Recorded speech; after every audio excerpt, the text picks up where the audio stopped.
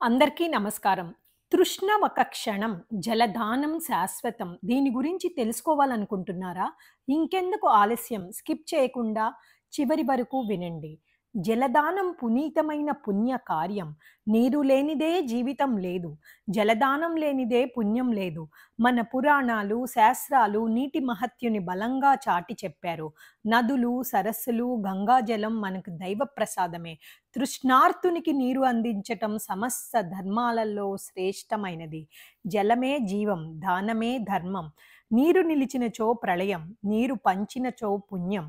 వేసవి కాలంలో మనం దయతో ఎవరికైనా నీటి దాహం తీర్చినప్పుడు ఆ ఆశీర్వచనాలు మన పాపాలను కడిగేస్తాయి. ప్రాచీన గ్రంథాలు చెప్పినట్టుగా సమస్త దానాలలో జలదానం కూడా చాలా గొప్పది. దారలాగి నది గలదా, దారలు లేని నదికి నీరు లేదా, దారలుగాను పరమపుణ్యం నడుపవలయ విశ్వదాభిరామ వినురవేమ. నదులు ప్రవహించటానికి వరదలు అవసరమా? నదికి తన ప్రవాహం సహజం. అలాగే మనం చేసే పుణ్య కార్యాలకు ఎటువంటి కారణం అవసరం లేదు. జలదానం అత్యంత పుణ్యమైన కార్యం. మనుస్మృతిలో నీరు దానం చేస్తే అన్ని పాపాలు తొలగిపోతాయి అని వివరించారు.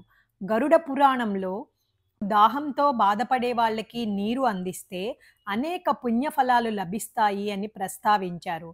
స్కంద పురాణంలో దాహంతో ఉన్న వారికి నీటిని అందించటం పరమధర్మం అని చెబుతుంది.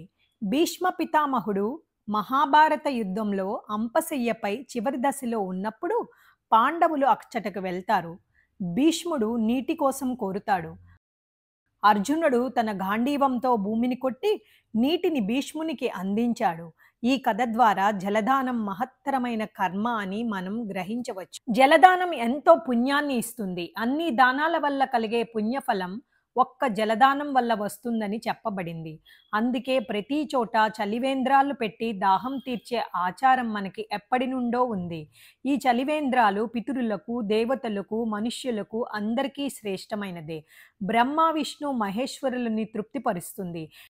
నీటిని దక్షిణతో సహా బ్రాహ్మణునికి దానం ఇస్తే పుణ్యం లభిస్తుంది.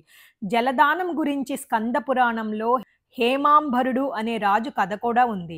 సనాతన ధర్మంలో జలదానానికి విశేషమైన ప్రాముఖ్యం ఉంది. ఉగాది నుండి వర్ష ఋతువు వచ్చే వరకు ప్రతి హిందువు తనకు తోచినంత జలదానం చేయాలని శాస్త్రవచనం. దీనికి సంబంధించిన ఒక కథ. కాశీకి చేరుకుంటారు ఒక జంట. కొన్నేళ్ల తర్వాత వాళ్ళకి ఒక అమ్మాయి జన్మించింది. ఆ అమ్మాయి చిన్నప్పటి నుంచి శివారాధనలో మునిగింది. భక్తిలో ఈశ్వరుడిని ఆకట్టుకుంది అని చెప్పుకోవచ్చు. ఆ అమ్మాయి అమ్మ అనారోగ్యంతో చనిపోతుంది. ఆ అమ్మాయి కాశీకి వచ్చిన వారికి అన్నదానం చేస్తూ ఉండేది. తండ్రి ఆ అమ్మాయికి పెళ్లి చేయాలని ప్రయత్నించగా తాను వివాహం చేసుకోను, ఇలాగే దైవారాధనలో గడిపేస్తాను అని చెప్పింది. ఆమె కాశీలో ఒక నీటి తొట్టె కట్టించింది. దాహంతో ఉన్న ప్రతి ఒక్కరికి దాహం తీర్చాలని అలా మొదలుపెట్టింది. ఆమె దగ్గరకు వచ్చిన వారికి లేదనకుండా దానం చేసింది. దాంతో అప్పులు పాలైపోయింది. అప్పటి వరకు ఆమెను పొగిడిన వారు నిష్ఠూరంగా మాట్లాడడం మొదలుపెట్టారు. మా డబ్బులు మాకివ్వమని గొడవ పెట్టడం మొదలుపెట్టారు. ఆమెకు ఏం చేయాలో అర్థం కాక ఒక ధనవంతుడి దగ్గరికి వెళ్ళి సహాయం చేయమని అడిగింది. అప్పు మొత్తం 5,00,000 అని చెప్పింది. అతడు తాకట్టుగా ఏమి పెడతావు అని అడుగుతాడు. నా దగ్గర ఏమీ లేవు, నేను దానాలతో సంపాదించిన పుణ్యం తప్ప అని చెప్పి, ఇదిగో ఇక్కడ నీటి తొట్టె కట్టించాను. అక్కడికి వచ్చి దాహం తీర్చుకుంటే నాకు పుణ్యం వస్తుంది. ఆ నీటి తొట్టెను నీకిస్తాను. నా అప్పు తీరే వరకు అక్కడ వచ్చే పుణ్యం మీదే అంది. అది నాకెలా తెలుస్తుంది నాకు ఎంత పుణ్యం వస్తుందో అని అతడు అంటాడు. ఆమె ఒక లింగాకారంలో ఉన్న రాయిని తీసి ఆ లింగాన్ని నీళ్ళల్లో వేస్తున్నాను.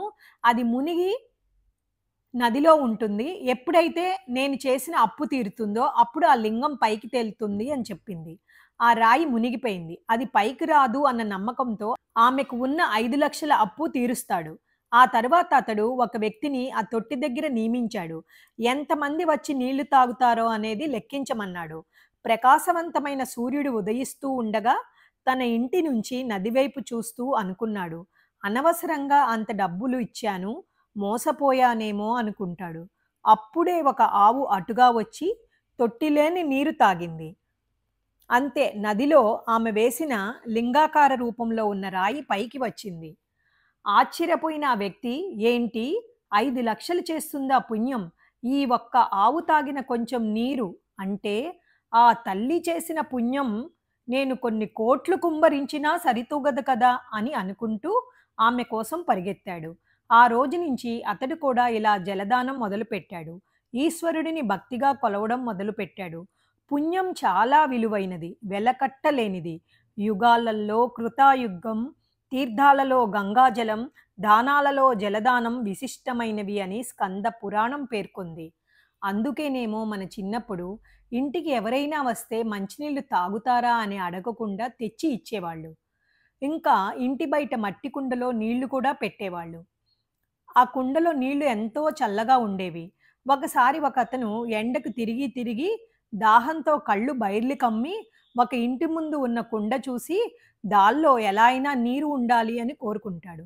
అతడు అక్కడికి వెళ్ళి కుండ పైన మూత తీసి అక్కడ పెట్టిన గ్లాసుతో నీళ్లు తీసుకొని తాగుతాడు. ఆ నీళ్లు చాలా చల్లగా ఉంటాయి. 2, 3 గ్లాసులు గబగబా తాగి సేద తీరాక హమ్మయ్య! ఏ మహానుభావుడు పుణ్యమో నా ప్రాణం చల్లబడింది అనుకుంటాడు. అంతే.